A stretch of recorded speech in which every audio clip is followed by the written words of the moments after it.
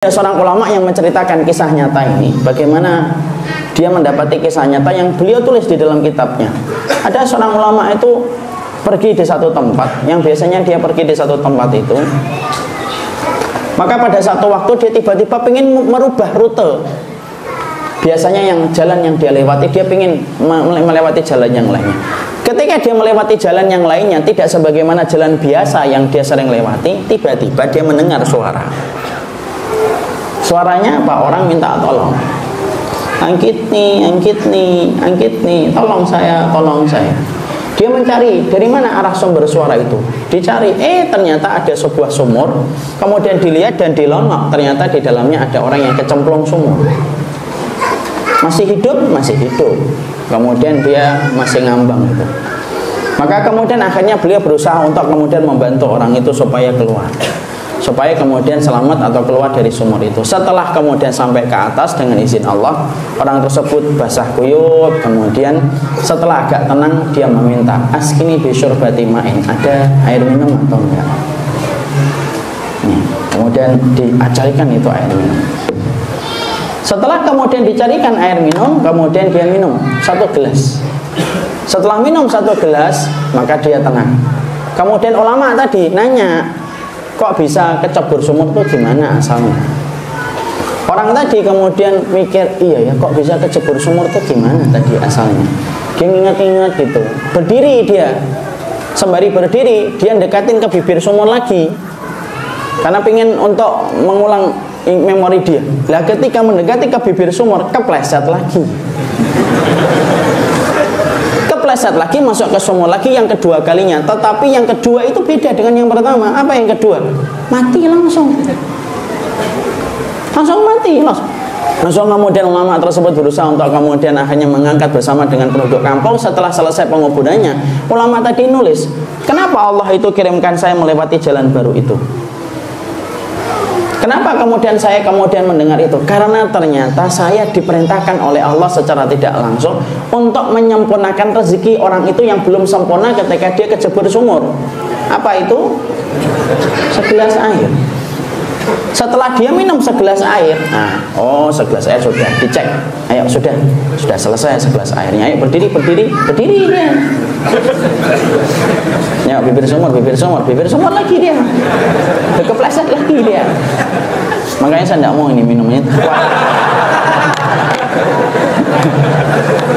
Oke, kemudian akhirnya dia kemudian ke bibir sumur lagi, kemudian dia kepleset lagi dan meninggal dunia. Loh, Suf, perhatikan loh. Sampai urusan air minum di bawah sumur yang harusnya dia bisa minum di air sumur itu, tapi karena bukan air itu yang Allah pilihkan untuknya, airnya itu air yang di atas, bukan air yang di bawah. Allah kirimkan orang, Allah jadikan orang itu, ulama tadi yang biasanya lewat di jalan ini, dijadikan kemudian berbeda lewat jalan yang lainnya, sampai kemudian akhirnya dia minum itu, sampai kemudian akhirnya dia itu meninggal dunia ketika sudah disempurnakan rezeki satu gelas air. Loh, ini masih menjadikan setiap laki-laki ragu untuk ninggalin yang haram gitu, masih nyentuh riba, masih nyentuh yang syubhat. Loh, kita ini apa tidak yakin toh kepada Allah yang memberikan rezeki kepada kita tidak akan dimatikan kita, Pak, sampai kemudian rezeki kita itu disempurnakan oleh Allah. Makanya kematian itu memberikan pelajaran dalam kehidupan kita. Jangan sekali-kali nyentuh yang haram, jangan sekali-kali nyenggol yang syubhat, karena sesungguhnya kalau memang itu bukan milik kita, kita megangnya sebentar tetapi kita lepaskan untuk membiayai banyak perkara yang tidak pernah kita duga.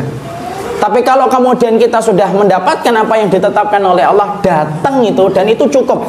Karena Allah itu memberikan apa yang kita butuhkan, walaupun Allah tidak memberikan apa yang kita selalu inginkan. Makanya inilah yang menjadikan setiap orang harusnya tenang.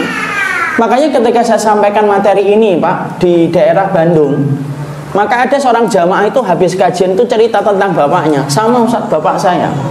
Bapak saya itu ketika di UGD, alhamdulillah melewati masa-masa kritis, akhirnya pindah ke kamar biasa. Akhirnya kemudian membaik, kondisinya membaik. Setelah itu kemudian diberikan izin ACC oleh dokter, pulang.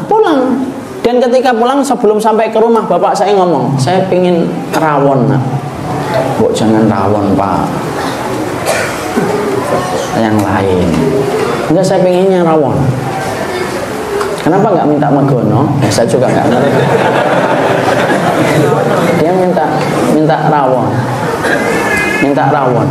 Jangan Pak ya, jangan rawon. Saya minta rawon. Nah, masuk rawon aja enggak boleh. Bukan masalah itu Pak. Masalahnya kan mungkin santannya dan lainnya. Enggak lah. Nyicipin dikit aja. Akhirnya anaknya nyarikan rawon. Dapat Pak rawon itu. Setelah dapat rawon kemudian akhirnya makan. Hanya dicicipin 1, 2, 3 sendok. Sudah, setelah itu anaknya suruh makan. Hanya 3 sendok. Setelah itu kemudian bapaknya di mobil. Sampai di rumah, karena rumahnya ditinggalkan beberapa hari. Bapak saya sempat ngeliatin rumah gitu. Karena beberapa hari ditinggal. Setelah itu bapak saya minta izin untuk istirahat. Saya istirahat dulu. Istirahat dulu. Maka kemudian setelah istirahat beliau sempat mengatakan, nanti asar dibangunin ya. Iya Pak. Tidur. Tapi ternyata ketika asar dibangunin sudah tidak ada lagi. Berarti rezeki yang terakhir apa? Berapa sendok? Dia itu roti terakhir antum. Itu kemudian ternyata kemudian ada. Makanya enggak usah khawatir. Masalah anak kadang-kadang itu banyak orang tua itu hari ini tuh Masya Allah ya, kadang-kadang tidak diperintah oleh Allah malah dikerjakan. Yang diperintahkan oleh Allah malah tidak dikerjakan. Apa itu? Allah merintahkan kita untuk menjaga anak kita dari api neraka, malah kita tidak lakukan. Allah tidak pernah nyuruh kita untuk ngurusin dunia anak kita, malah kita ngurusin dunia anak kita. Padahal anak kita itu sudah ditentukan rezekinya oleh Allah. Yang penting itu tanamkan ilmu akhirat, paham bagaimana bekal hidupnya ketika hidup. Masalah dunia dia sudah dijamin oleh Allah. Makanya ketika kita belajar dari sifat kematian, akhirnya kita tenang Pak. Makanya hari ini yang masih nyenggol-nyenggol yang haram itu, tobat. Kalau memang rezeki Bapak itu rawon 3 sendok, tidak akan mati Pak sampai rawon itu diberikan oleh Allah.